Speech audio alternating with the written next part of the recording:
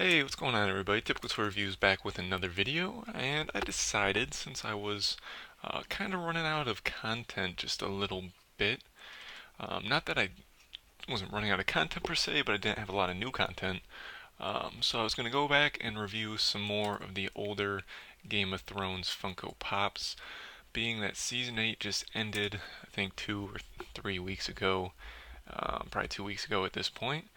And I don't really know where the market's at anymore. I think a lot of the more expensive pops have definitely come down in price, but at the same time, it was almost 2 years since season 7, so there was a big gap of people collecting, in my opinion. And so a lot of people who are new to Funko Pops are actually starting to want to collect the Game of Thrones line. And Funko is still going strong, pumping out new figures. So I wouldn't say the market's dead. It was definitely at its peak, uh, or more than it's been in a long time right before the show started. And for perfect example, this translucent Melisandre was going for as high as $40 to $50 before the show started. Before that, a couple months ago, it was maybe 25 to 30. At one point, it was probably 35, but it was crazy. I probably should have sold mine because I do have the regular Melisandre, and this one, it's just a translucent variant.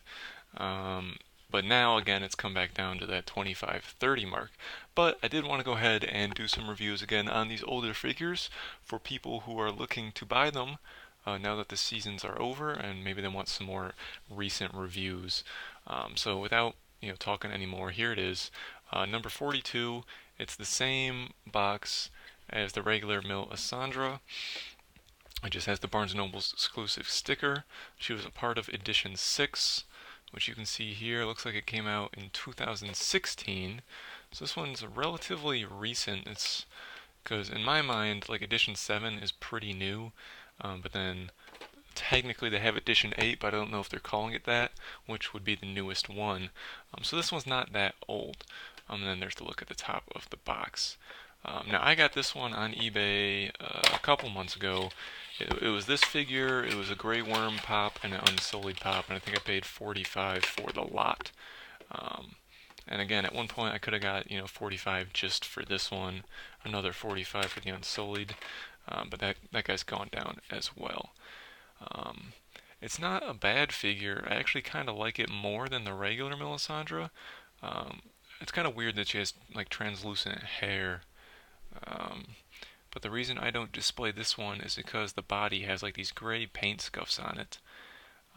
Because it's translucent, they show up real well, unfortunately.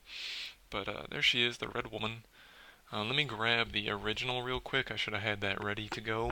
One second.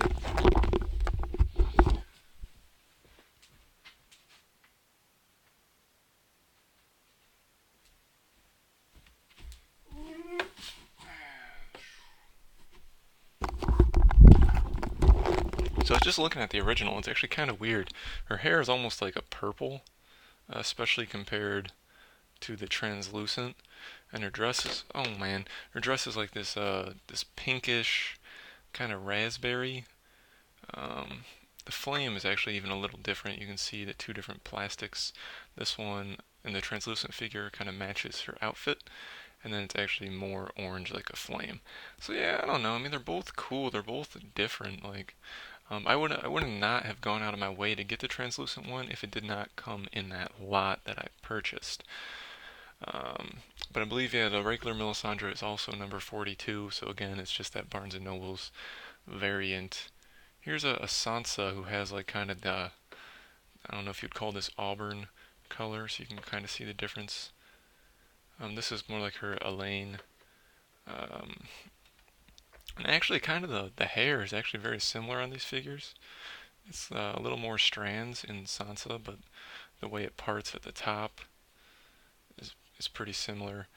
Um, but yeah, it's a nice figure. I'd say if you're new to collecting, the regular Melisandre will probably be just fine for you.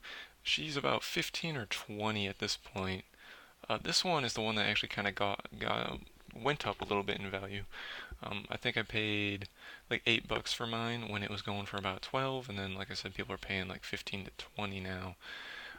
But if you're a completionist, yeah, you can get both, but I don't see the need for spending the extra money on the translucent one because it really doesn't make sense either. Why would she be translucent? Um, but yeah, again, this was just a quick review, going back and doing some of the older pops. I did a couple weeks ago, not even a couple weeks ago, a couple months ago, I reviewed for Game of Thrones Week 7 pops. So I'll try to pick out some new ones. I did Samwell Tarly, I did the Armored Mountain. I think I did Oberyn Martell in the background there. A couple other ones. You can go back on the channel. I might put some in the annotations at the end. But I'll probably do a review on Jorah, uh, the Gold Hand Jaime Lannister, probably the Unsullied. I'll have to make sure I'm not doing these videos over again. But yeah, again, sorry for rambling on. Let me know down below in the comments if you have this figure, if you're looking to buy this figure. Please subscribe for more content in the future. Like the video if you liked it. And as always, thanks for watching, guys, and I will see you in the next video.